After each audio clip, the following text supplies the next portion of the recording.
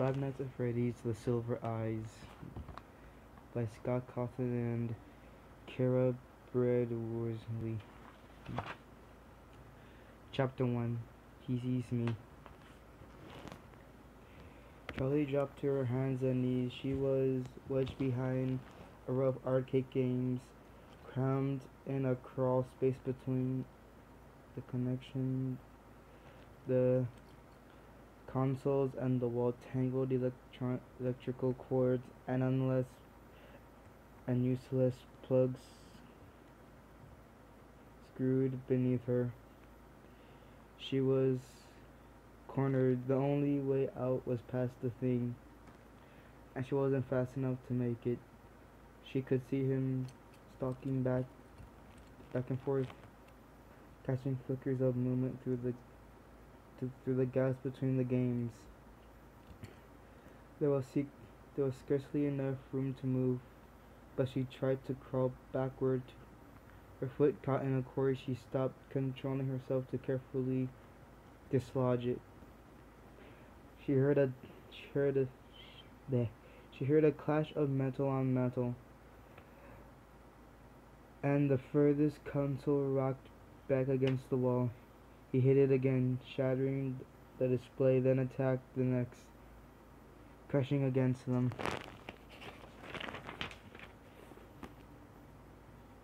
Almost rhythmically, tearing through the machinery, coming closer. I have to get out. I have to. The panicked thought was of no help. There was no way out. Her arm ached and she wanted to sob out loud. Blood soaked through the tattered bandage, and it seemed as though she could feel it draining out of her.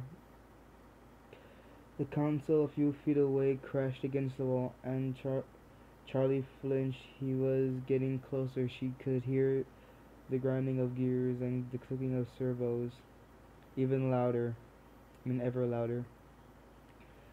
As close, she could still see a way out. He looked at her, see the matted fur and the exposed metal beneath the cement flesh. We'll just call it flesh.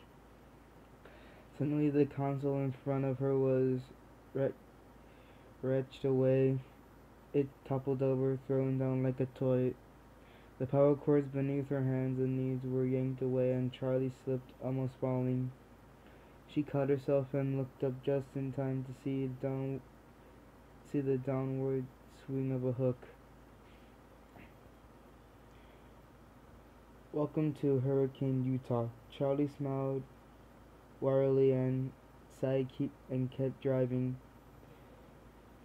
The world didn't look any different from one side of the sign to the other, but she felt a nervous anticipation as she passed it.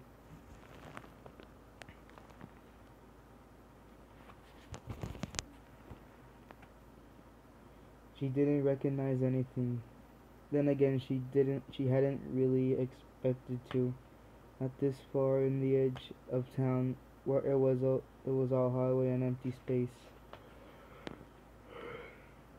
She wondered what the others would look like, who they were now.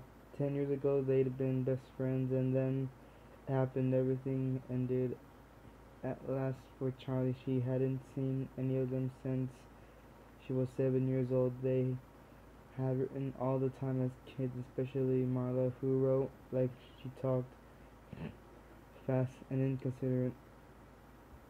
But as they got older, they had grown apart. The letters had grew fewer and further between, and the conversations leading up to this trip had been perfectly and full of awkward pauses.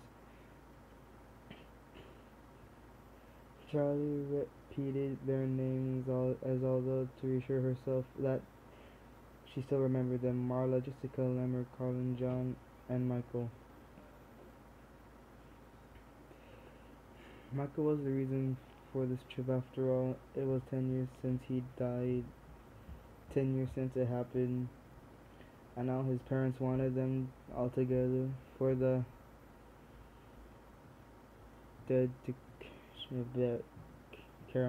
whatever that guy's called. Chris, Yes? your mom said to go either to the living room or to her room real quick because we need to run to the store so you Got can it. watch the kids.